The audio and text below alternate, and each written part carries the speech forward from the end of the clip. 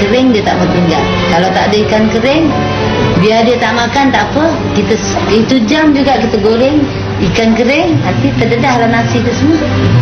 Kadang-kadang dah sejuk semua, baru ikan kering dah lepas. Macam inilah dia.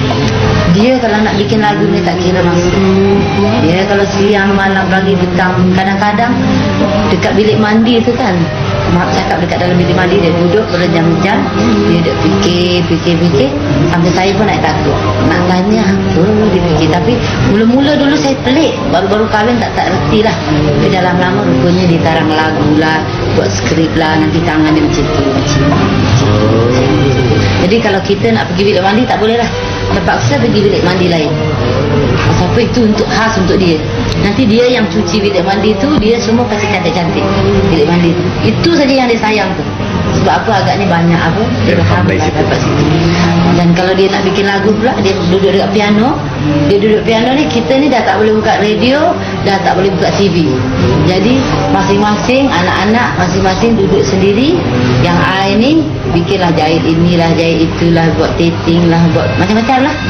Buang tempoh lah. Sebab apa, kalau kita tak buat macam itu, nanti kita marah dekat dia kan. Jadi masing-masing ada hobi sendiri.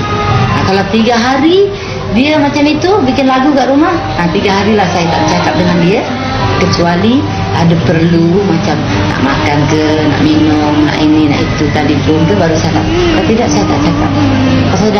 Saya dah mengerti betul dengan dia punya cara lah. Dia ni betul-betul ganjil lah. Saya belum pernah jumpa orang macam dia lah. Baca buku pun belum, tak ada. Saya suka baca buku, baca-baca macam magazine apa-apa, dia tak suka. Dia suka baca paper lah, politik sikit lah, ini game. Kalau TV semua, kalau dia tengok bangsa yang tengok Mission Impossible lah, yang Gusti lah, news lah, ini parlimen punya pasal lah. Kalau saya nak tengok drama, dia tak suka.